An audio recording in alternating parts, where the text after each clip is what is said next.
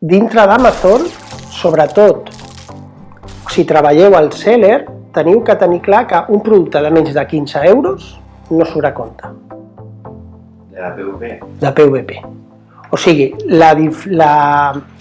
tot el que jo dic és de cometes, O sigui, perquè tu pots vendre un producte de 10 euros, 10 dòlars, però estàs venent 50.000 unitats al mes, potser et surt a compte. Però les unitats normals que es venen, no sé, 300 al mes, menys de 15 euros se't menjaran la publicitat i se't menjarà els gastos d'Amazon. Vale? O sigui, tu què dius? Que l'ideal es vendrà per més de 15 euros? Sí, o sigui, a veure, vosaltres teniu pocs productes, vale? Però imagina't que tu tens que tenir tots aquests productes són que els vols vendre a Amazon. O sigui, el primer filtre per posar esforços o no és mirar el preu de venda. Tot el que, no sé, tens una crema de 9 euros, no t'hi fiquis. Perdràs calés, segurament.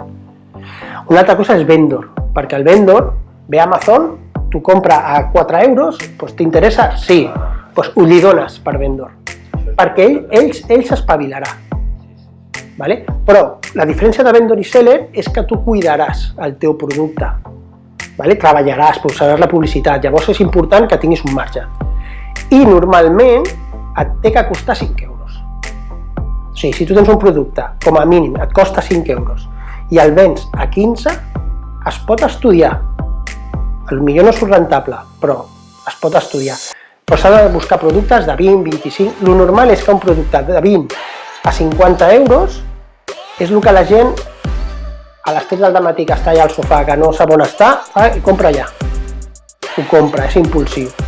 Més de 50 euros, o sigui, no dic que no es pugui vendre, però la gent s'ho pensa i s'ho mirarà més i anirà a les xarxes socials. Per què? Perquè li estàs tocant la butxaca, vale?